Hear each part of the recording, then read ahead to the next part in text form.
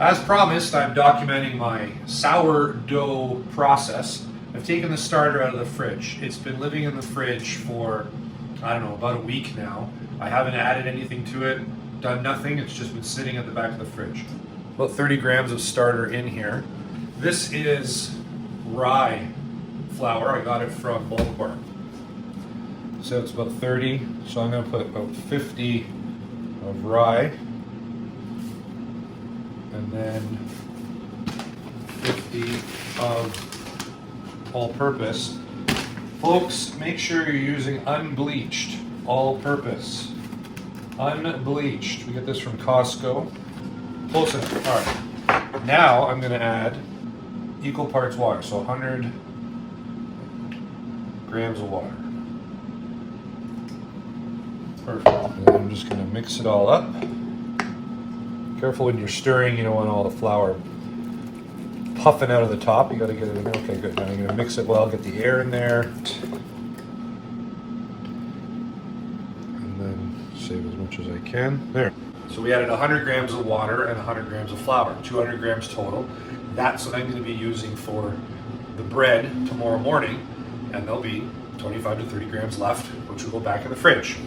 So this is going to get sealed up and sit on the counter. We'll see you tomorrow morning. Woke up this morning and this was all bubbly. I had to put it back in the fridge because I wasn't able to do the mixing right away. So I put it in the fridge. It's been in there a couple hours. I've now taken it out. And you can see that it's not as active as it was, although I just took it out about 10 minutes ago. And you can see the bubbles are already starting to come back. So this is a good active starter. So I'm going to start with 200 grams of starter. See how it's stringy like that? That's good. It means it's the right consistency. Come on, baby.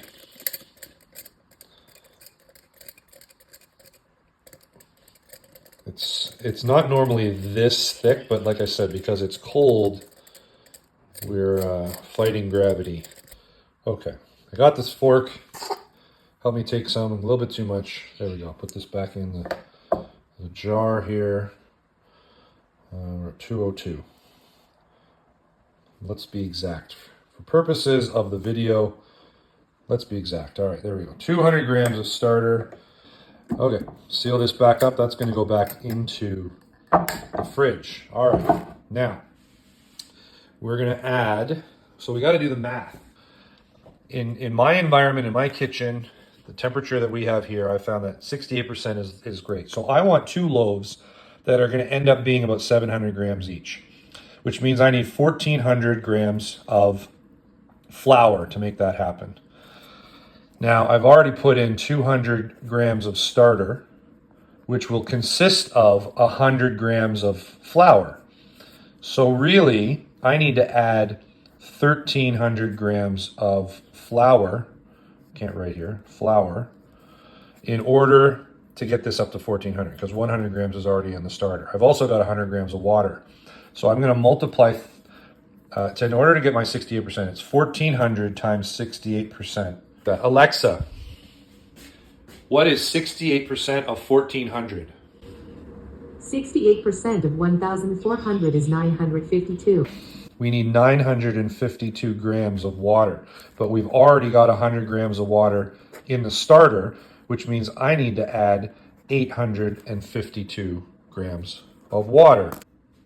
All right, we've added 854 grams of water, close enough, and we've got already 200 grams of starter in there. So I'm going to zero that out, and now I'm going to add my flour. But the important thing is there that it's unbleached. See that? Unbleached white flour. You can use whole wheat, you can use unbleached white, unbleached whole wheat, whatever you want. Okay, here we go. So we've got to add 1,300 grams of flour. So let's keep doing this. 1,300 grams. Now, you want to try to use the same kind of flour as you're figuring out what you're doing. Different flour has different absorption levels. Whole wheat is different than white. So You got to figure out your numbers based on your flour. Okay, we're getting there. A bit more. Almost at 1,300. Just a bit over. 1,300. So the rule is 2% of your flour weight, which would be 28 grams, 2% of 1,400. I always like to go a little bit more. Just, we find it's a little bit tastier, so I go 28, and then that's a bit much. So we'll get rid of some here. 33, I'm gonna go 32 grams. There we go, 32 grams. I'm putting 32 grams of salt into the mix. There we go. Okay, it's all in.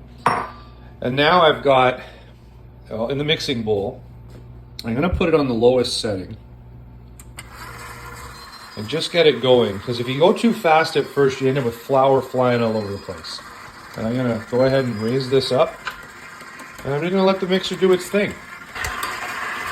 Okay, this is pretty well mixed now. That was about 1.5 minutes of mixing time, so not very much at all. I'm gonna turn it off. Now you can see everything's all mixed up. I'm gonna put it on 2, just like that, and I'm gonna let this mix for about 30 minutes it's gonna take. And in 30 minutes, I'm gonna show you the consistency of the dough. Make sure you get your hands wet, otherwise you'll stick to the dough. All right, come in here. Now, I'm gonna pull this up. I'm looking for a window pane. And so I'm kinda getting one, but it's still breaking. Can you see that? So it's breaking apart, so it needs to keep going. Alexa, set a timer for 10 minutes.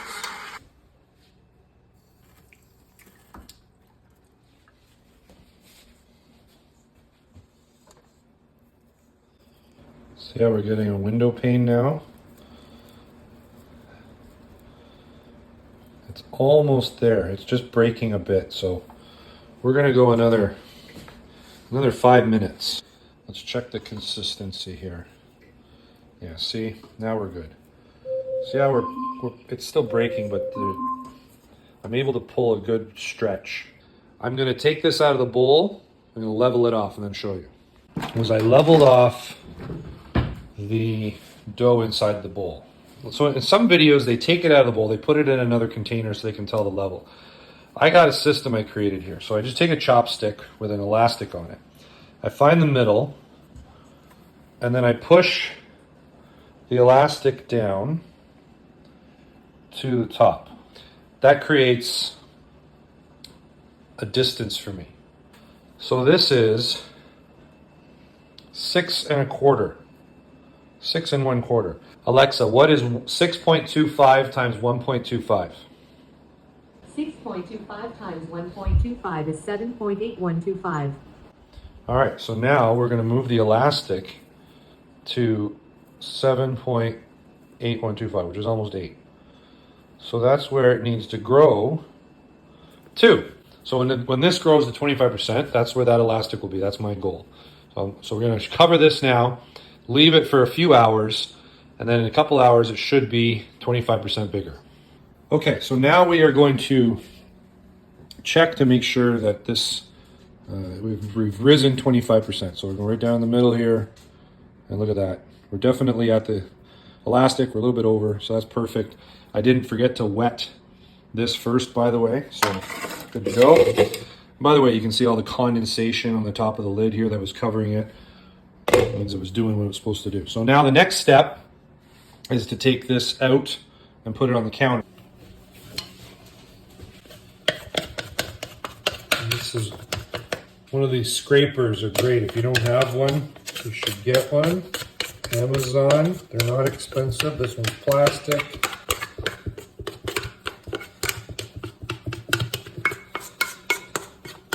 I'll try to get it out without it all ripping apart. Try to keep as much of it intact as I can. All right.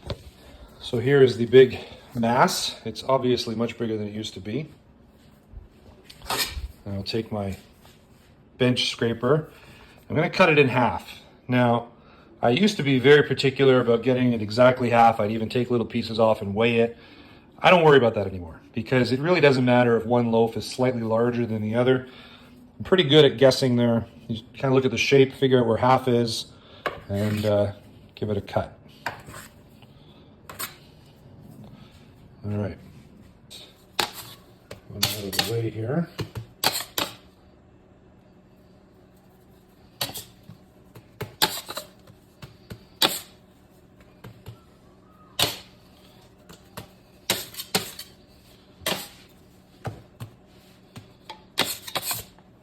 And this is just a matter of, I used to put flour on the counter, but it actually helps to just, if you don't have any flour, the dough kind of sticks to the counter and it really helps shape it.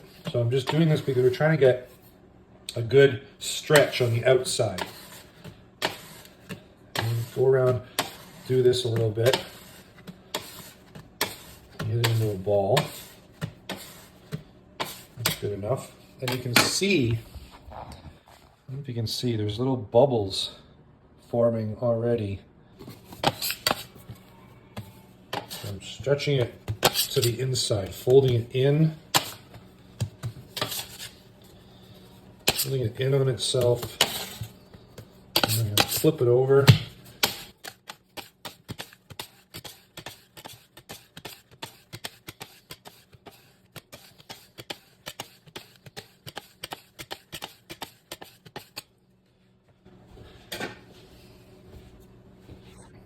All right, you can see, look, there's a bubble right there. Bubble forming, and the bubble. So it's active, it's doing what it's supposed to do. So now they're gonna sit on the counter for 30 minutes. I'm gonna let them rest before we do the final shaping to put them in the baskets. So now I'm gonna do a final stretch and shaping, and then they're gonna go into these baskets. These are my Benetton baskets, using tea towels and rice flour. I'll show you how that works.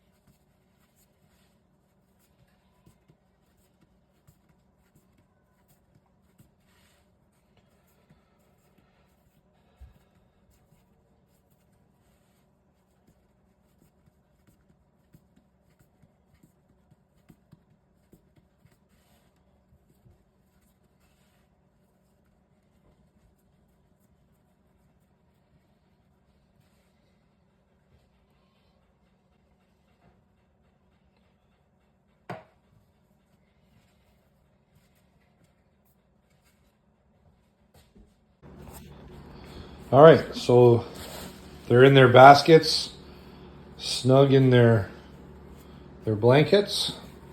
So I'm going to cover them up. They're going to go in the plastic bags and into the fridge overnight. Came out of the fridge. This is the next morning. Look at that. So you got a bubble there. So you push it, you a little bit of a poke, and when it comes back slowly, you know you're good to go. I'm gonna let's do this now. Some rice flour on this cutting board. Flip it over, and the cold helps it keep its shape. Now you can go online and buy a really expensive cutter, or you can use a $3 utility blade. There are videos you can watch about the angle on which to cut. If you want to get an ear, you've got to cut more horizontally. If you don't care about that, you just give it a score. I don't really care about the ear. I'm going to come in at about 45 degrees. I just give it a couple of passes. Make sure you're going in the same spot. Make sure you get the ends here. This is important. I've found that if I don't cut towards the ends enough, it doesn't expand properly.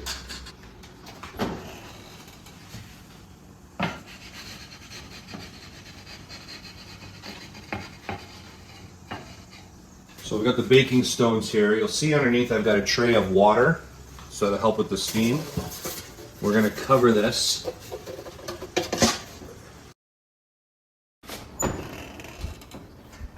Ooh, steamy. Oh yeah, look at that guy. Ooh, huge. Okay, so now, turn it around. Look at that. And we're gonna let it bake for 15 minutes.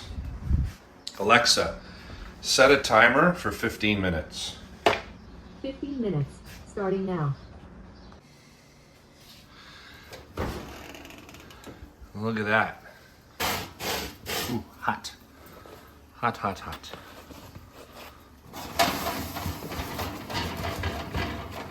Okay, come on out. Here we go. There we go. Look at that.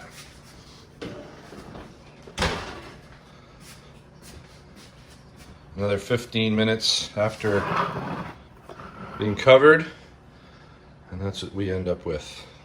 A beautiful loaf of bread.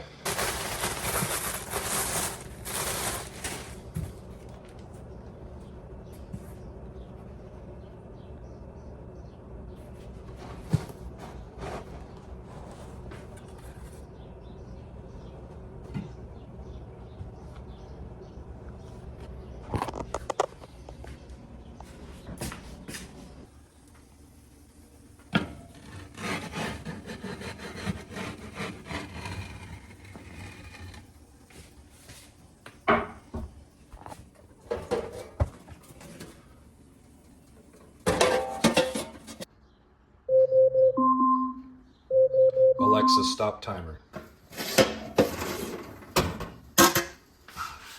Oh yeah, beautiful.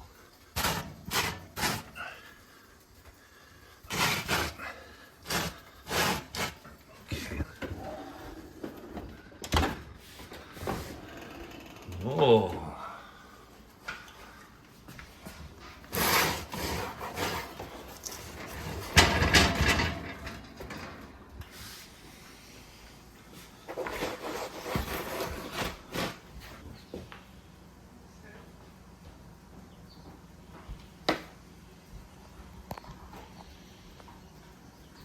Two hours later.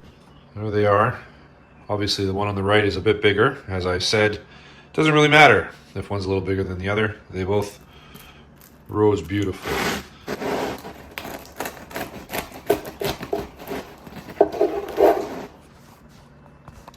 Look at that.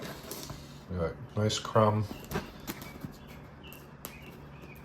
Beautiful bread. There we go.